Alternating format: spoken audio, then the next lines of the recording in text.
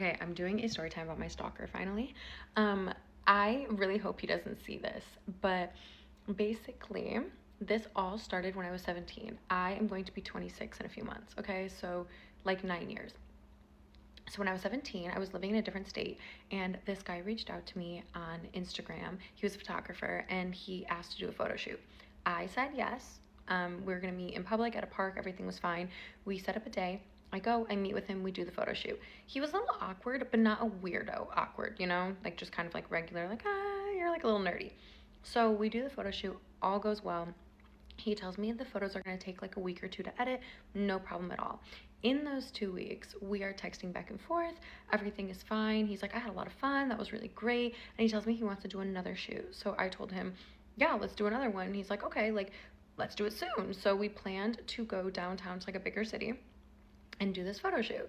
So the day comes and he's like, hey, would you want to grab a bite to eat beforehand before we start the shoot and then do it? And I said, yeah, no problem.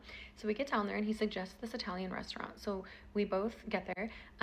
I meet him like outside the restaurant and I realize like it's like a nice restaurant, you know, not like a quick little food place, right? So I'm like, okay. We go inside. He's like, I hope you don't mind that I don't have my camera with me right now. And I'm like, no problem. I don't really expect you to take pictures of me eating my food. We eat dinner. And, you know, we're talking. He's asking me questions about myself, getting to know me. And then afterward, he's like, oh, let's go to this little coffee shop. And I'm like, okay. So we go walk over to this coffee shop. And I realize when we get there, he didn't bring his camera with him again. And I'm like, okay. So we order coffee. We sit down. And then as we're sitting there, he goes, oh, do you want me to take some pictures of you? And I'm like, well, I kind of thought that's like what the point was. So I'm like, yeah, thinking like he maybe had like a smaller camera or something else on him. He looks me dead in my face and goes, okay, can I see your phone? So I hand him my phone. He takes it, starts snapping flicks of me, and then hands it back, like for Instagram. Like, oh, cute little pics you put it on your story. Like, what? So I'm like, okay, weird. We finish the coffee. Then he goes, hey, let's go to this little connecting like island area where there's a butterfly house. And he's like, let's go to this butterfly house. It's really pretty. So I agree. We go to the butterfly house, and he does bring his camera. He takes pictures of me. The pictures actually turned out really pretty. So we take these photos, and then he's like, oh, let's go like regroup in my car really quick. It's about to be golden hour. So we go sit in his car. I'm in the passenger seat, he's in the driver's seat. It's about to be golden hour, so we're watching the sunset, and I'm thinking he's waiting for like a certain like lighting to take some more photos. And then as time is passing, I'm realizing the sun is just setting, and we're just sitting there watching it. And he's like, let me take some pictures of you. And I'm like, oh, great. He asks for my phone again, and he takes pictures of me sitting in his driver or in his passenger seat, and like hands me my phone back. And I'm like, what the fuck was that? Like, okay. Doesn't take any more pictures of me the rest of the night. Now, I should have said something, but I was 17. I didn't really know how to like speak up for myself. Cut me some slack, okay? So I'm like, weird. Then he's like, all right, yeah, like it's been real, it's been fun. Thanks. And we go home. And so I'm sitting at home and I'm realizing I think this motherfucker just tricked me into going on a date with him. Like that felt like a date. But whatever. I'm trying not to like, I'm giving people the benefit of the doubt at this point. I'm like, oh, that was weird, but whatever. So then he starts texting me and it turns like, yeah, like I had a lot of fun with you. Like I really like hanging out with you. And I'm like, we're not hanging out. Like we're doing like a photo shoot. Like we're not hanging out. And then it's like, he starts telling me he really likes me. He has a crush on me. Now I want to tell y'all, I at the time was 17 years old. He was 27 years old. So he's telling me he has this like huge crush on me, So I'm getting weirded out now, and I'm like, oh no, like I don't like this. So I'm like, oh, well, I don't really feel the same way, and I'm like trying to like make it a little more friendly. So then it kind of goes back to like a little friendly, but it was obvious that he still had like this really big crush on me. So he then sends me the photos from the very first photo shoot that we did at the park. And so he sends them, and he split them into 2 folders, and I noticed they had like different labels. The first one is labeled Savannah. Okay, pictures of me, that's my name, cool. The second one is labeled Savannah laughing. So I click it, and he had gone through 1,000+ photos that he took of me, and he found every single candid one of me laughing and put it in its own album. And so when he sent them to me, he goes, oh yeah, that second album of all the ones of you laughing, I like to look at that when I'm sad. Oh, so now I'm like weirded out, and I'm like, okay, this is too much for me.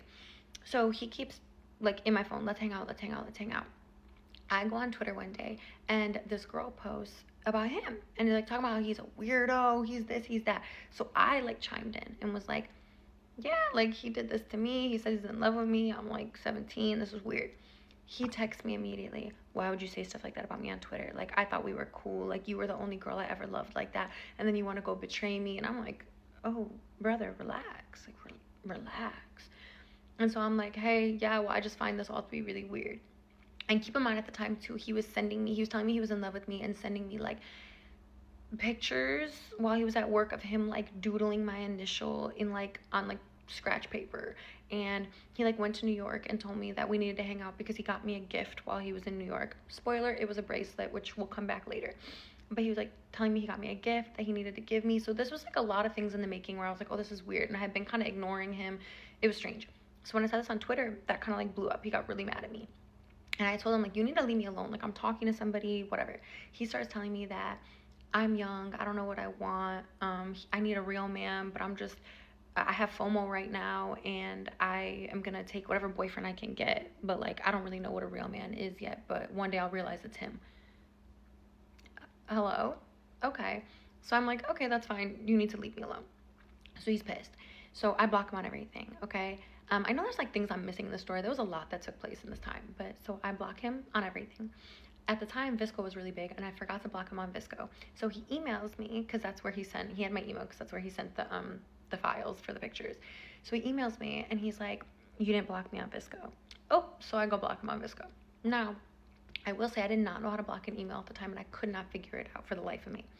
So he kept emailing me, and I just kept ignoring it, because I was like, okay, I don't know how to block it, I don't know what to do, but I'll just leave it.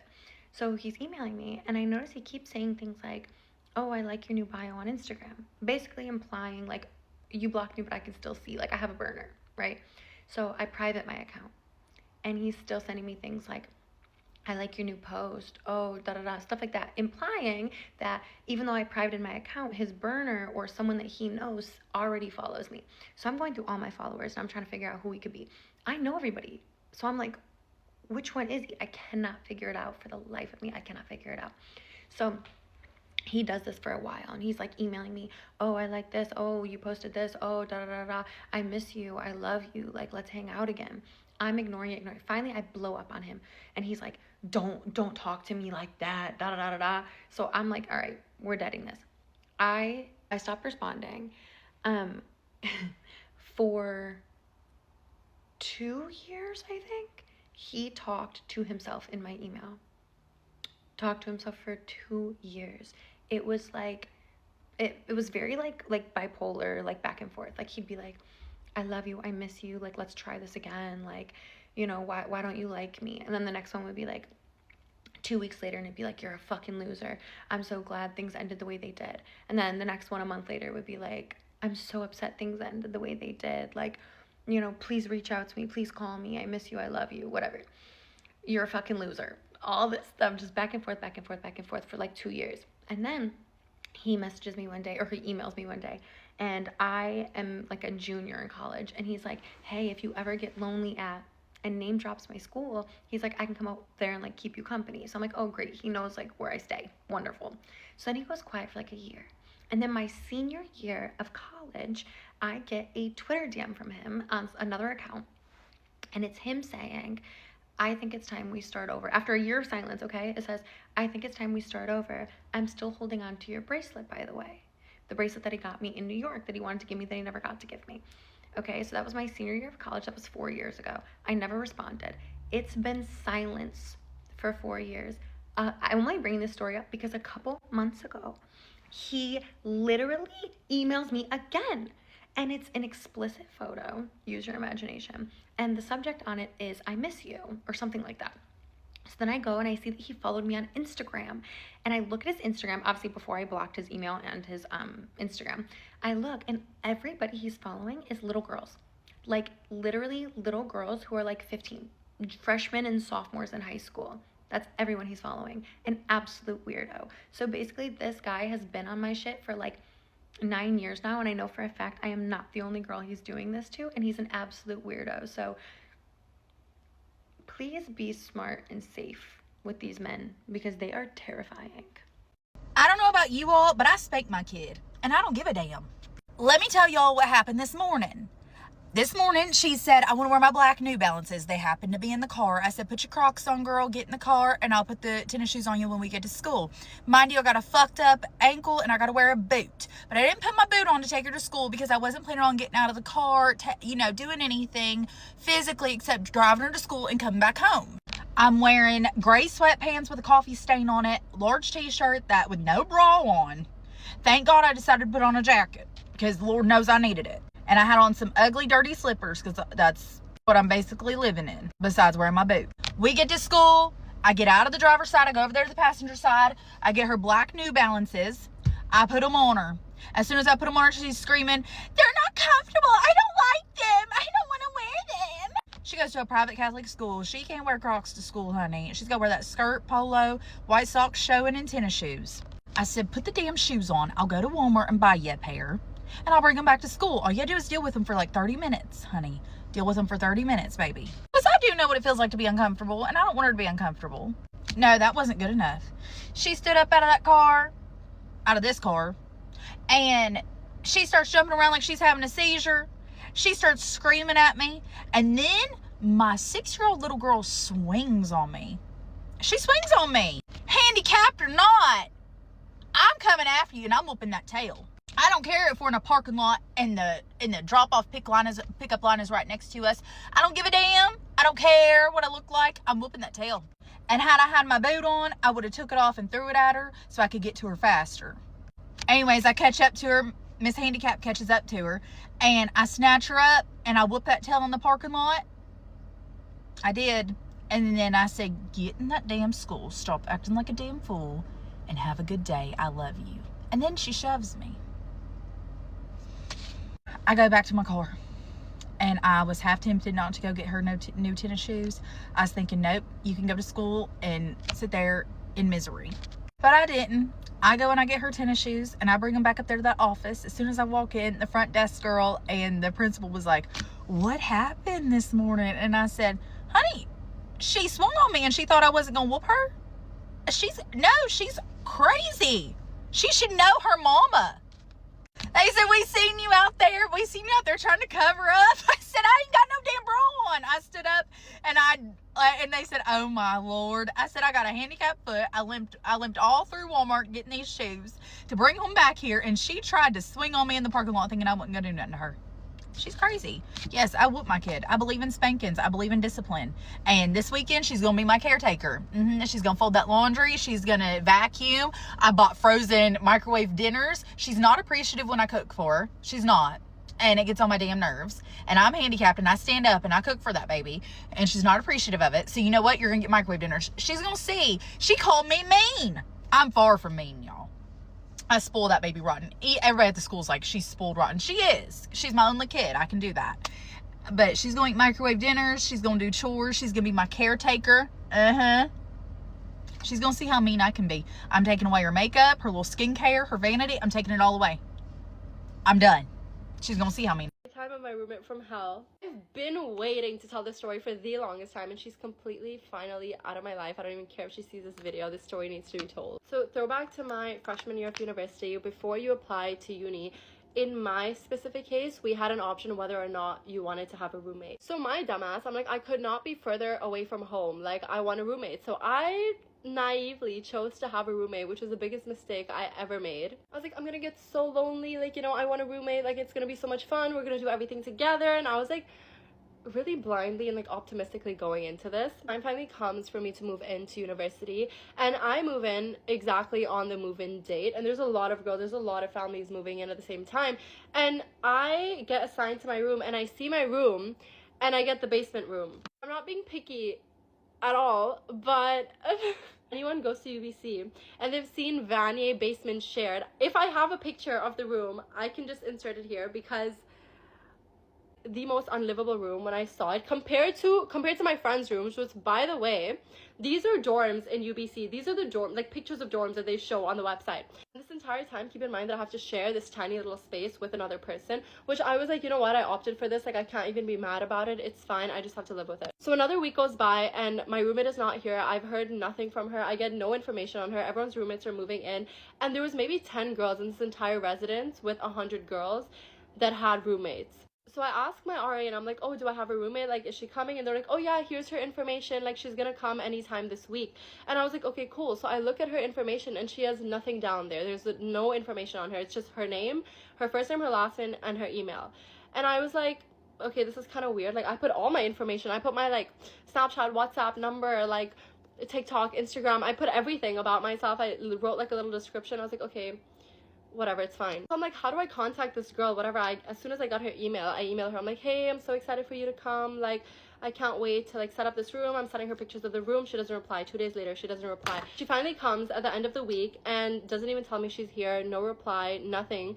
She sends me a text, and at this point I'm in class, and she's like, oh, hey, I'm here. Like, I don't really have Instagram or WhatsApp or Snapchat or anything, so let's just email each other. And I was like, oh, this seems a bit formal. Like, you don't have a phone number? And she was like, oh, let's just chat about it later, like, whatever. And mind you, in the time that she took to come, which was like 10 days, this room was disgusting. So I transformed it into like a cute, nice little like aesthetic room. Like, I was like, maybe she'll come, she won't hate it so much, you know, it's like a good start to the semester. So my friends literally helped me make this room. These friends that I met 1 week into uni are literally helping me because they felt so bad for me to make my room like cute, put fairy lights everywhere, like adjust my bed, do all of these cute things. The first thing my roommate says to me, like, she comes in and she's like, hi, and already off the bat she can't speak English properly, and so it was already hard communicating with her. But I was like, you know what, it's fine, like, I'm still optimistic about it, like, it doesn't matter. She just can't speak English properly, which is kind of weird because she told me she was in my business school and all of my classes so far, all of my exams, everything is like English. To understand the exam, you had to know pretty good English. So I was like, okay, whatever. The first thing she tells me in her Google Translate is like, take all this shit down. Like, what is this? Like, and I was like, okay, it's not your vibe. Like, it's fine. I'll keep my side up. You don't have to keep your side up. That's fine. I was like, maybe she's like epileptic. I don't know. Like, she doesn't like lights. So I was like, okay, whatever. I'm telling my friends, I'm like, oh my God, my roommate is finally here. Like, I'm so excited, whatever, whatever. And I knew that we weren't going to be besties as soon as I met her. But I was like, you know, I can still try and make this a good semester.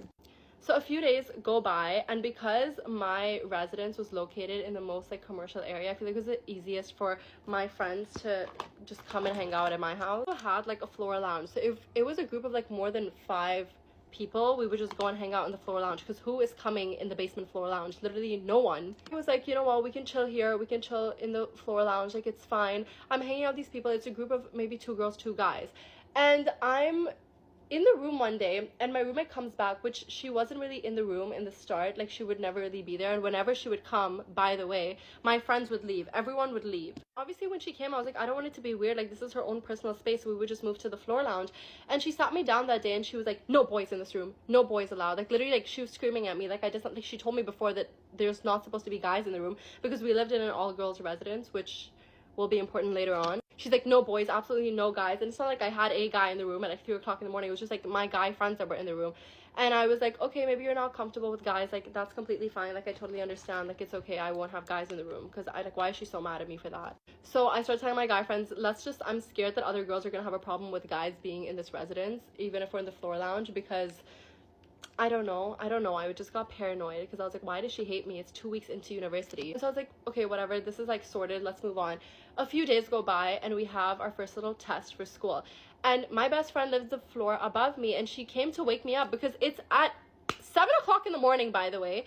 I'm just scared that I'm not gonna wake up, so I was like, oh, just call me, and if I don't get up, just come and wake me up. And it was 7 o'clock in the morning. This girl, my roommate, she wakes up at 6 o'clock in the morning every single day because she works in the dining hall. She had a job in the dining hall. So she wakes up at 6 a.m. and she's at work at 7 a.m. So she's never at home either. Otherwise, I would be like, can you wake me up? Like, and comes to wake me up in the room as this girl is leaving to go to work. So it's not like I disturbed her or anything. And she's like, Selena, get up. Like, we have to go. We have a test right now. And I was like, okay. Like, I get up. I get my shit. I go. As soon as I come back, my roommate is sitting on her bed like my mom. Like, I didn't sign. She's sitting on her bed and she's like, no friends in the room. Like, there's no friends allowed in the room. And I was like, are you insane? I can't have my friends just come wake me up for 5 minutes in the room. They aren't even disturbing you. She came, said, Selena, wake up, and she left. And at this point, I was kind of done. I was like, okay, like, I don't want to be friends with this girl. Like, something is wrong with her. Or maybe she, like, doesn't like my friends. She doesn't know the girls that I'm, like, hanging out with. And, of course, like, I wanted my friends to be able to come in my room. So that day, I invite her to come to the dining hall with my friends. I'm like, after your shift is done, why don't you come, like, eat with us? And I'm still trying to be nice to her. And she was like, oh, yeah, sure, like, I'll eat with you. And also because I noticed that she didn't really hang out with anyone ever. Like, I always saw her by herself. So I was kind of like, maybe she doesn't have friends, or she's trying to like, she finds it hard to fit in, or like cultural difference, because me and her had such a big cultural difference. I was like, maybe she's not vibing with anyone. So I was like telling my friends, I was like, oh, be nice to her, you know, like this girl, she's my roommate, like she's like kind of being hard on me, but I want her to like me so that you guys can come to my room. And so she comes and sits with my friends for lunch, not saying one word. And I was like, oh, she doesn't speak English properly, you know, like it's fine. And my friends are making such an effort to speak to her and to include her in the conversation. She was kind of just sitting there like, and I was like, oh my god, I'm done. Mind you, this entire time I'm trying to have like a side conversation with her because I don't want her to feel awkward. And I specifically remember her asking me, oh, why aren't you eating today? And I was like, bro, there's literally pork everywhere in the dining hall and I don't eat pork. And she was like, oh, we have a whole conversation on why I don't eat pork for maybe 20 minutes. I don't eat pork. The next day I go home and our dining hall is a 30-second walk from our bedroom. I'm like, she works there too. I go home and I'm like, I open my residence building, I open the key, and this is the entire building, and it smells so bad. And it's, I don't even know what this smell is. I'm like, what is that smell? And I was with my friends and we were going down to the basement, and as soon as I got down, it got stronger and stronger and stronger. And I was like, oh my god, what is this smell? It's disgusting. I'm getting nauseous. And as my room was like at the end of the hall, so the closer I got to my room, the stronger the smell got. And everyone in the hall was like, what the hell is this smell? I was so embarrassed. I was like, no way this shit is coming from my room. I opened the door to my room with my two friends behind me, and my roommate is cooking pork on an induction stove. Mind you, it's 8 p.m. It's 8 p.m. at night.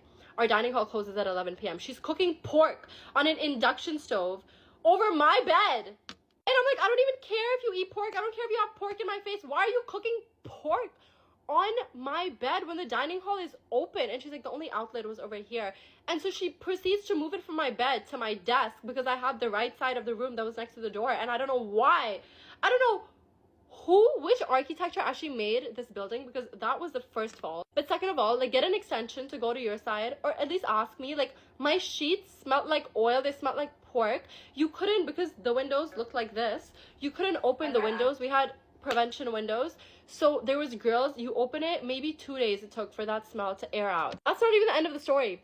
I go and I'm like, you can't do this anymore. So I speak to my RA and I'm like, this girl is crazy. She can't understand when I say no. She doesn't understand anything. She just like lives in her old world, and she thinks that she's living in this room alone, and I'm not comfortable with this, and I need to leave. And so my RA is being completely useless. She's like, you know, you signed up for this, like, whatever, it's fine. I can try and talk to her about it. Like, I don't know how to help you. And so a few more days go by, and I come home, and I'm like, now what? I open my door, and I swear to God, I cannot make this up. I have vlogged this entire thing. I could put this up on TikTok because that was my whole personality in first year. I was like, what's my roommate doing today? And it would be on my private story. I walk into my room, and all over my fairy lights there was clothes hanging, like wet clothes, and my bed was under it. So my bed is now drenched, and there's just clothes like dripping on my bed on my side of the room. And I was like, what the hell is this? So I obviously call her, and I'm like, what is this? Like, you can't do this. I'm trying to go to sleep. I have class in the morning. I don't want to sleep on a wet bed. So I sleep at my friend's house because it was so uncomfortable to sleep in my bed. I'm sure I have pictures of that too.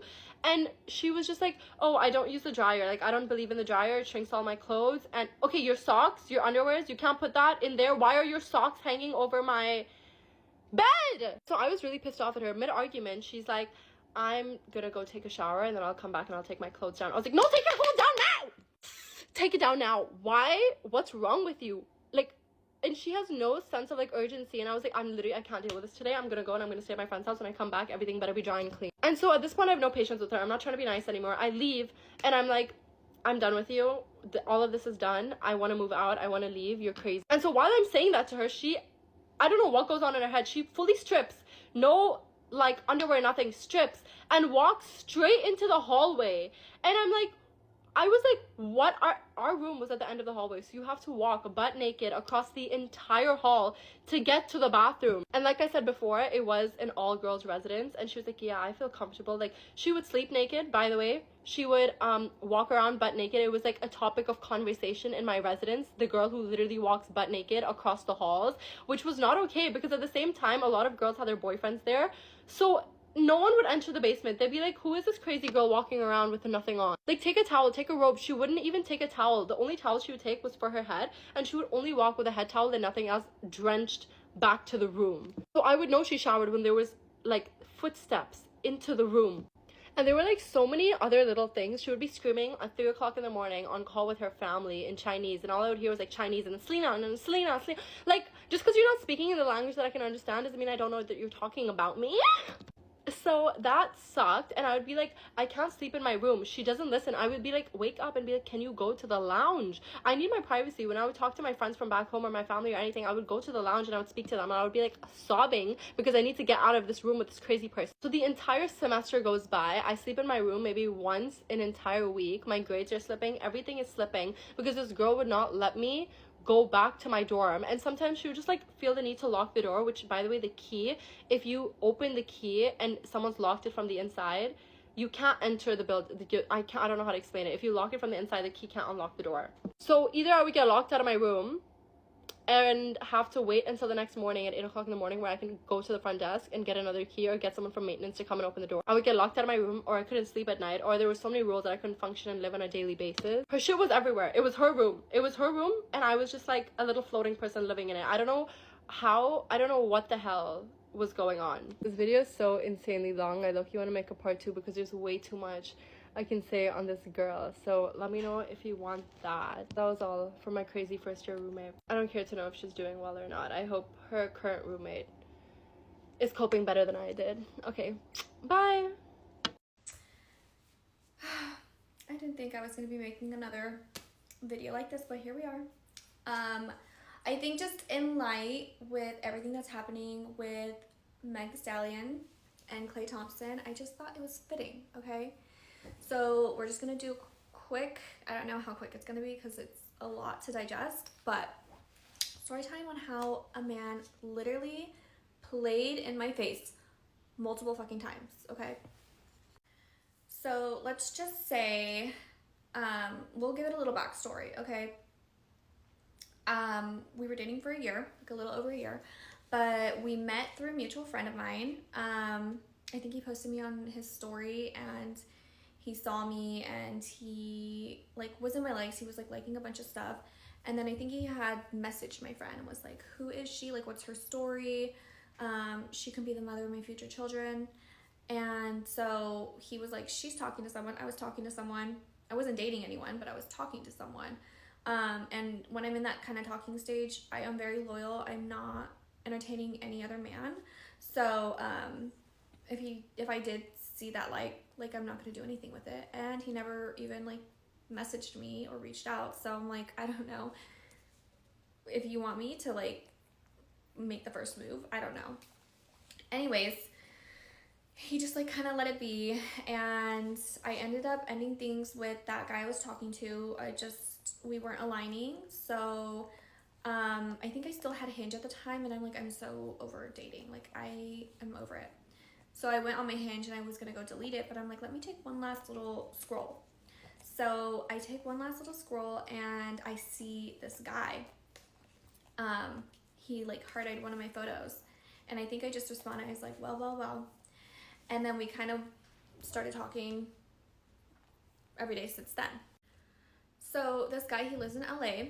Obviously, I'm in San Diego, so it's a medium distance situation, relationship, whatever we're gonna call it right now. So our first date, we ended up just meeting in Irvine at Javier's, and we had dinner, and then we went our separate ways. It was a good date. The date went well. I felt like we aligned on a lot of different things, and yeah, we continued to talk. I think that following weekend I ended up driving to his house in LA, and we went on another date, and I stayed the night, and things we're well, right? So continued talking. I think like around the 2 to 3 month mark is when I was like, okay, like what are we doing? Because I feel like I've wasted my time a lot on like men where it's like months go by and I'm like, what are we doing? Like you haven't even like, we're not even like officially dating. And I need that like sense of security to like know that you're committed, right? So I kept asking him like, what are we doing? Like, what is this? And he never really said like, you're my girlfriend or whatever. It was just like, oh, you're my girl.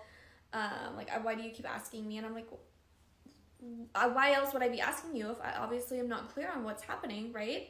So I'm just like, okay, I guess we're dating. So, things are fine, whatever. I literally drive to LA pretty much almost every weekend to see him. He never came to San Diego the entire year of us dating. And I just think that was like easier with his schedule, because of the work that he does. There's just like a lot of moving parts, and yeah, it was just easier for me to go over there to LA. So things are fine, whatever. Fast forward to, let's just say this January, I get a DM from a girl, and I get that hey girl DM, right? So she was just like, I don't know the extent of yours and so-and-so's relationship. I just wanted to let you know that he was trying to see me like just like 2 weekends ago, and I did see him back in October, and we've kind of been like talking on and off since then, and I just wanted to let you know. So obviously I'm trying to give him the benefit of the doubt, and I try to gather some information from her. So I'm like, okay, send me screenshots, like send me the receipts, right? So that I know. She sends me the receipts. Can't deny it. I did ask her, like, did you guys sleep together? Obviously I'm not stupid. I know that they slept together. She said yes, and I end up confronting him over the phone, and he basically was like, she was a girl from his past, and his story was, I have had a lot of people like leave my life, and I just like want to like show them like, this is like, look how successful I am, like look at what you missed out on. And he basically said like, I wanted to teach her a lesson. And I'm like, why would you have to prove anything to someone from your past? And you had reached out to her initially. Like, she didn't even reach out to you. You reached out to her. So what are you saying? Obviously trust was completely broken. I didn't know exactly like how we were going to like move past this.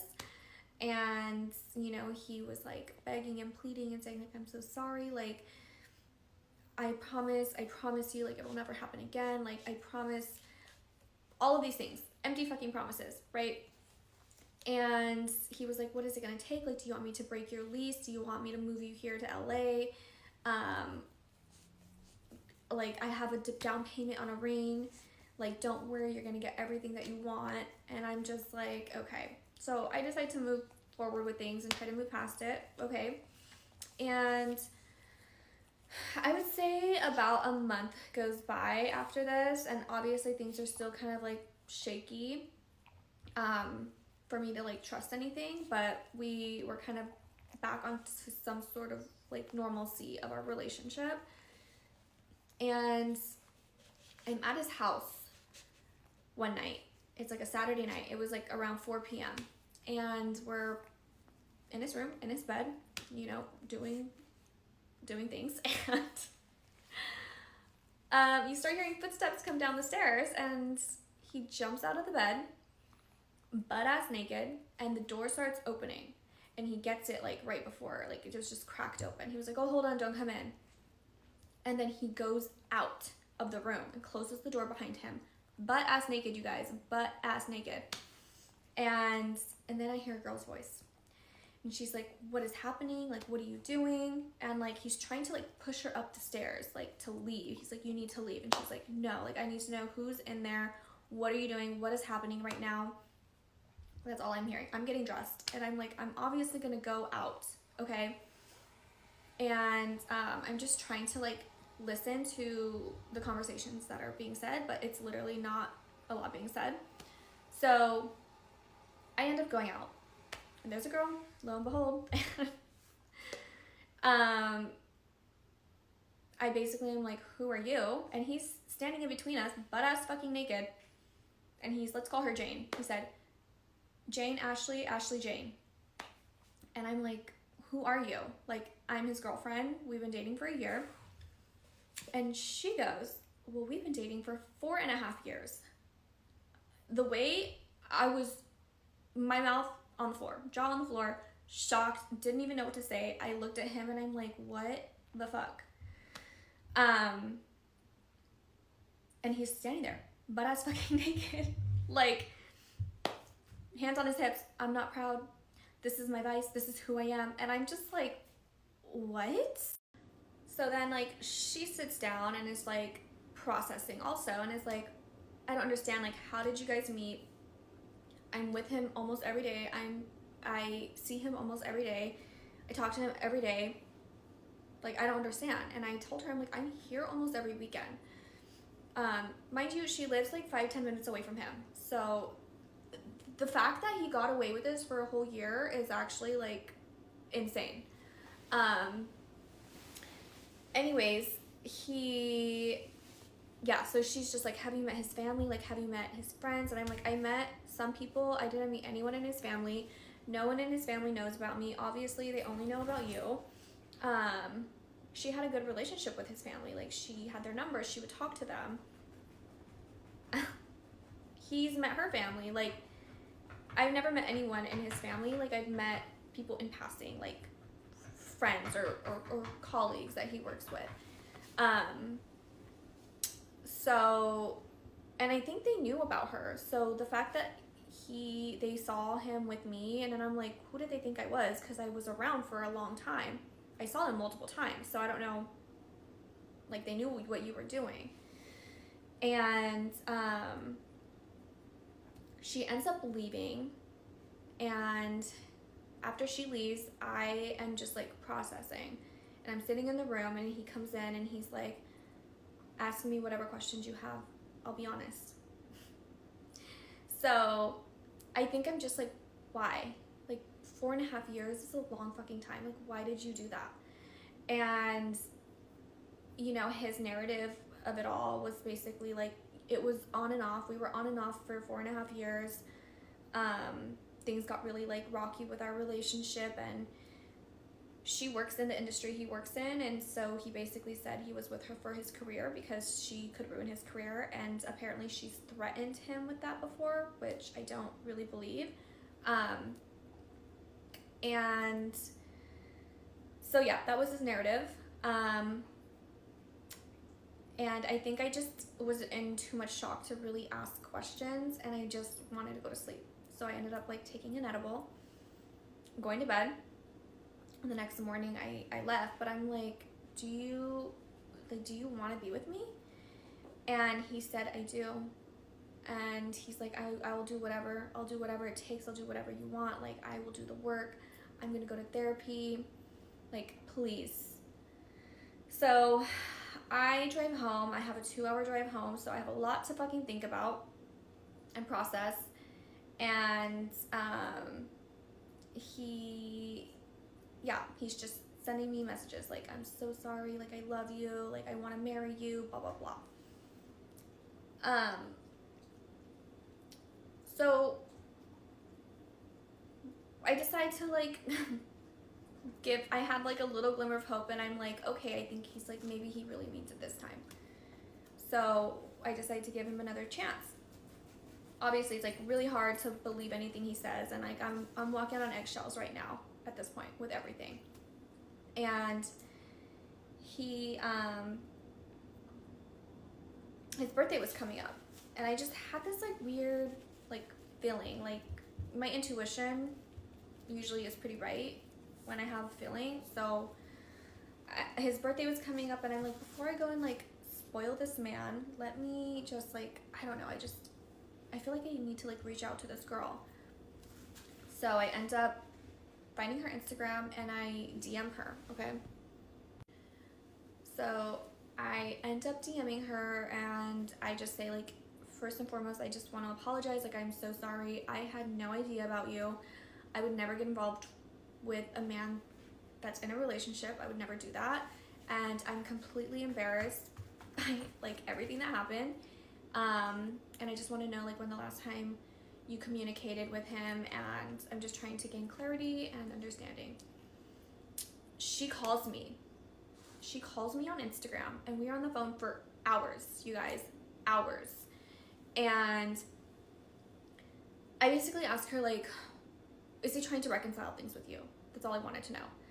And she says, yes, like, he has shown up to my house in tears, crying, begging, pleading, leaving long notes, letters at my doorstep, like love notes, like I want my family back, like I love you, like we're supposed to be getting married, all of these things, like please, stocking her fridge with food because she's not eating, sending her food to her doorstep every single day. And she was like, I never told him that I wanted to get back together with him, but I had a glimmer of hope.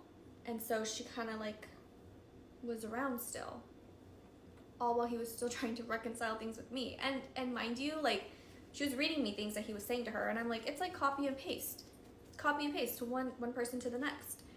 So I'm like, how? I can't understand. And we are on the phone for hours just talking about like timelines and things, like, okay, well, that adds up, like that makes sense.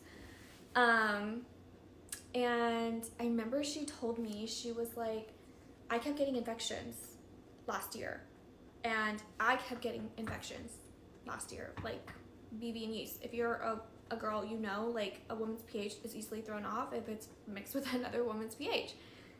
Like, your body knows. And I work in women's health, like I know better. But I'm like, and I would tell my coworkers, I'm like, I keep getting like recurrent like yeast and BV, and I'm like, I don't understand, like this has never happened to me before. And they're like, are you sure he's not like cheating? And I'm like, no, like I'm so confident. I was so confident in him that he would never do that to me. I'm like, no, there's no way. They're like, okay, well. So I would just keep getting treated, and like literally like a day or two after I see him, like symptoms came back, and I'm like, what the hell? So, and I never like told him. I don't know, for me it's kind of like embarrassing bringing it up, because I'm like, I don't know, some people think like, oh, you're dirty, but it's like, bitch, you're the one fucking giving it to me. So anyway, so she told me, and I was like, yeah, I kept getting infections too. She's like, yeah, because we just kept freaking swapping. And I'm like, I'm sick at this point, we're sick. And she ended up telling him to go get tested and getting treated, and she ended up like making this, she's pretty religious. She's like, yeah, I'm like, we made a decision together last year to go celibate until marriage, because like I kept getting these infections, and she's a little bit older than me. She's 37. She was like, I froze my eggs last year, and I was like, maybe I keep getting infections because like the hormones that I was like injecting into my body for the egg retrieval, and I was telling him that, and he was like, yeah, it's probably the hormones. Like, no, you're being a dirty whore. Like, you are doing this, okay? So, yeah, they decided to go celibate. Like, well, she wanted to go celibate, and he was like, oh yeah, whatever you want. Like, he like prayed over her body to like remove her from these infections that he's giving her. And this is where I'm like sick. I'm so fucking sick, because I'm like, I can't comprehend this. But she literally asked me, she's like, I'm even embarrassed to ask you this, but did he use a rose vibrator on you? And I'm like, you're fucking lying. Like, I'm gonna throw up right now. Like, how are you gonna use the same fucking vibrator on us? The same fucking vibrator. Like, be so fucking for real. Like, I'm like, no, I'm so fucking done with this man. She's like, I'm done. And she told me, she was so kind, so sweet. she's like, I'm not gonna judge you. Like, if you need, like, want to go back to him, I'm not gonna judge you. And I'm like, no, I'm so fucking done with this man. She's like, okay, if you say you're done, like, let's do this. So I tried to merge the call with him, and I don't know, I think he knew something was up. And he kept trying to, like, FaceTime me or FaceTime audio me, and you can't merge a FaceTime. So I was, like, messaging her in between, and I'm like, he's FaceTiming me. She's like, don't answer. And, like, it got to a point where I'm like, I feel like I have to answer. Listen, I'm not here to fight. Okay, but whoever's in charge of delivering my seasonal depression, you didn't have to send it via expedited shipping. So I end up answering his FaceTime audio call, and I basically just tell him, like, hey, I had a conversation with her. And he got so mad, tried to turn it around on me and say, like, my career is, like, up in flames, and, like, it's all about his fucking career, which, like, granted, yes, like, that's important, but also these are, like, consequences of your own actions. Like, no one is telling you to move the way that you're moving, and he's saying, like, I'm just doing what I was advised to do to, like, weather the storm. Like, I thought we were gonna have, like, I was gonna take care of everything. And I'm like, but look what you're doing. You're trying to reconcile things with two different women. Like, you're copying and pasting us the same fucking messages. Like, what is your plan? Like, what are you doing? And yeah, so he was getting so fucking mad. I think he asked me a question, and, like, during moments like that where there's, like, a lot to process and a lot of emotions, I don't like to say things in the moment because you can't take words back. And so I process. I'm quiet. So I think he asked me a question. I don't even remember what it was. And then he was like, I asked you a question, speak. Like, you're not gonna fucking talk to me like that. I end up hanging up. I'm like, I'm so fucking done. I don't talk to him. I think he sent me a message the next morning and was, like, basically about his career, like, something about an investigation, and my career is on fire, and, like, I have nothing to live for, blah blah blah, all these things. Like, I don't respond to it, whatever, like, that's on you. A couple days go by, his birthday is coming up, like, that following week, and my dog decided to, like, shake his fucking fleece off. He doesn't have fleece, but I don't know. Anyways, birthday was coming up, so obviously I didn't message him happy birthday, because why the fuck would I? I'm at work, and I get a message from him at the end of my shift, and he's like, not even a happy birthday text? I'm like, you're joking, right? Like, you're actually joking? And he's like, about a happy birthday text? I sent him, like, a long fucking message, basically, like, how he made me feel in the relationship, like, how he devalued me as a woman, how he disrespected me as a partner. And then he calls me, and he's like, please, like, can you please get here? And I'm like, no, I'm not driving there. Like, at this point, it was almost 10 o'clock at night, and I'm like, I'm not driving 2 hours to go see you for what? Like, why would I do that? And he's like, I would go, like, and mind you, he's never once drove to San Diego to see me. So, he's like, I would drive to you, but, I can't operate a vehicle right now. Like, I took all these pills. And I'm like, what the fuck? And so I'm like, I'm sorry, like, I'm not driving. It's too late. I have Alfie. I'm not driving there. And he's like, I'm not gonna make it in the morning, all these things. And he's like, I'm just really struggling. And I'm like, I'm struggling too, but I don't know what the fuck you want from me. So I think I was just like, you know, if you want to, like, sit on the phone, like, I'll sit on the phone. If you want to fall asleep on the phone, I'll fall asleep on the phone with you, but I'm not driving there tonight. He ends up hanging up the phone. I think I tried to call him because I was like, I had a shower. I had gotten home from the gym. So I got out of the shower. I tried to call him. Didn't answer. I texted him. Didn't answer. I'm like, okay, whatever. I'm going to bed. I go to bed. I wake up in the morning. I get a message at, like, 6 a.m. And he was like, I wasn't supposed to wake up this morning. And then he calls me and was like, I didn't want to wake up this morning. Like, can you please get here at noon? I had that day off, so I was just like, I never once asked for a dime from this man, and he never gave me money. He would kind of, like, offer, but I never asked for anything.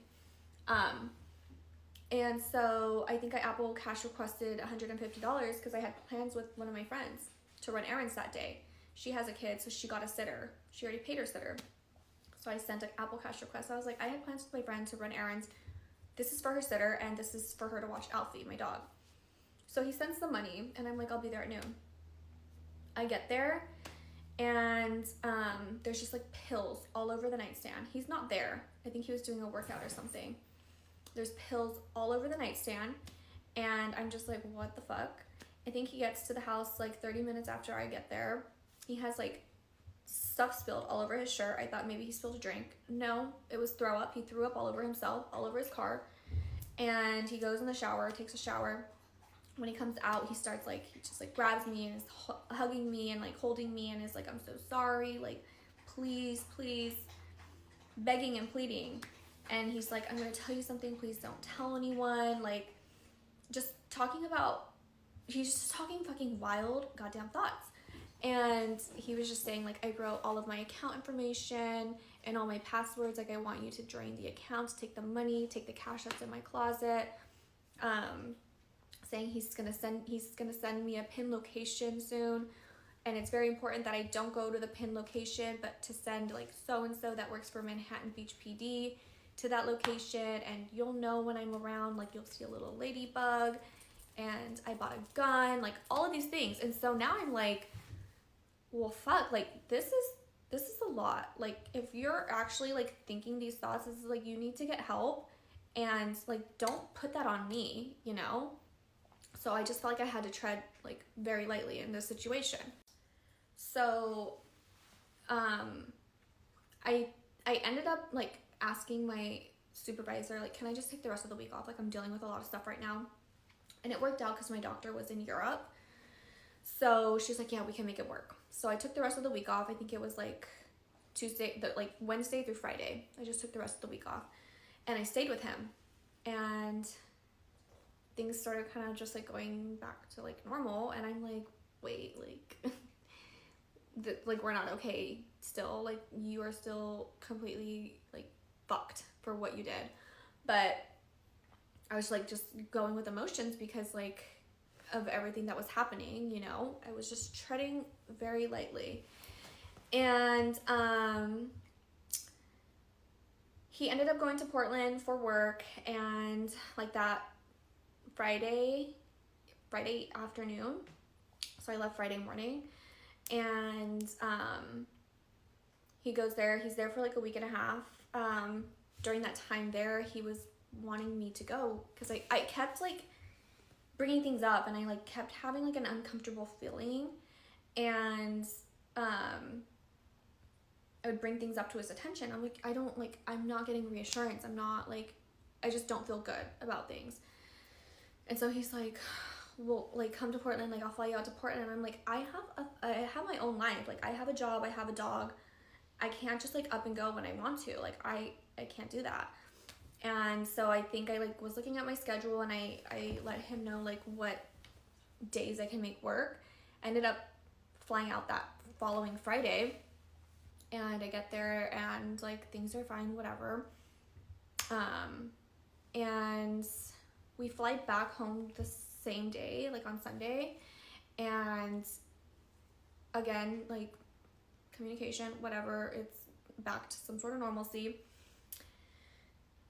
That following Tuesday, I get a DM from that girl's friend, and she's basically saying like how sick he is and how I'm a victim and how he's still lying, is continuing to lie, how he is sending her gifts and food to her doorstep every single day since I last spoke to her. One of her friends had reached out to him and told him that he needs to stop sending things to her because it's not helpful, and asked if he was still speaking to me, and he said no, he's not speaking to me, which I'm like, okay, we talk every single day, you're trying to still like reconcile things with me. How he got her a bunch of stuff from Nike and dropped it off at her doorstep when he flew back from Portland to LA. And she kind of basically called him out and said like, I know she was with you in Portland, and for him to continue to lie about it. And I guess they had a long conversation, and he said, like, if there's any glimmer of hope, like, I want you back. All while he's still trying to reconcile things with me. I am so excited to announce to you all that for the 11th year in a row, I'll be making my New Year's resolution to stop biting my nails. Now, will I follow through with this? Absolutely not, but it's just tradition to make it that, so cheers. So yeah, I at that point, I'm like, I'm numb to a lot of stuff now, which is not good, but at that point, I'm like, yeah, I'm so fucking done with this man. Like, I cannot believe a word that comes out of his mouth anymore. So I tried to call him and FaceTime him a couple times that day, and like, I don't know if he knew that someone had reached out to me. Like, I don't know if he knew that I knew anything, but he wasn't answering my calls, and I didn't hear from him that day. And then the following morning, I think I just stopped sharing my location with him, and I sent him another long fucking text basically saying how I felt and how I knew that it was never going to be me at the end of this. I knew he was never going to choose me. I don't know why he continued to string me along and bring emotions into this, because I did truly love him. I did envision a future with him. We were planning on moving in together this year. We were planning on starting a family this year. We were planning on getting married.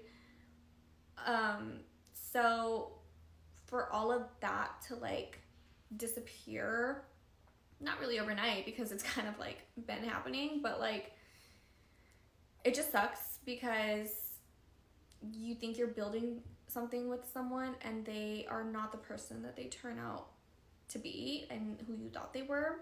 They are a completely different person and completely manipulative and gaslighting and narcissistic. I've dealt with this before, and it just sucks that I keep having to deal with it, because I feel like I'm a really good person and I have a lot of love and I give a lot of love, and it's never reciprocated. And so I'm trying to be positive about what happened, and you know, I don't know why God put him in my life. It was for a lesson that I unfortunately like didn't really want to learn, but I think it was just part of my path that I had to. And yeah, I'm just trusting God's plan on everything moving forward, and I'm just taking things slow. Another thing that like just really I was just so upset about was like his narrative of me to her was basically just like, if he wanted to fuck, he would call me and I would go. And so that's all you've thought of me. But we were in a whole ass fucking relationship. Like, it's crazy. It's so crazy. And then the fact that I haven't heard from him since then, it was like he completely just like ghosted me. And like, there's no I'm sorry, there's no accountability, there's no acknowledging anything. Is like, damn, you really like did not give a fuck. You really did not give a fuck. So, the girl blocked me on Instagram. I don't know why, but whatever, it's fine. I'm not gonna lie, I was like trying to keep tabs on her profile too, to see like if they were trying to reconcile things still. And it wasn't healthy, so I guess like it's for the best. But yeah, that was traumatizing, and I fear I am like just really done dating for a while, until I know the next person that comes into my life is someone sent from God, because that was crazy. That was really crazy, and that was really traumatizing, and I have like permanent damage that I have to like work through. But it'll be fine. I kind of want to do like a series. I want to start a series like dating yourself, and like every week do something fun by myself, for myself. And like, I know when I was getting over my divorce, I started like picking up different hobbies and doing different things by myself, which I never used to do. So maybe I'll start that if you guys want to see it. I can start maybe vlogging that. And yeah, I am getting closer to God, going to church again. That guy I was with kind of made me stray from my relationship with God just because I was there every weekend and I didn't go to church. I never found a church out there and I never went with him. So, yeah, I would love to hear other stories of people that have kind of dealt with anything like this, because I always love listening to them, and it's just crazy how you don't think a human being with an actual heart could do that to someone that they claim to love, but it happens, and it's an illness. It really is an illness, and yeah. Anyways, thanks for coming to my TED Talk. It was long, but if you stuck around for it, thank you.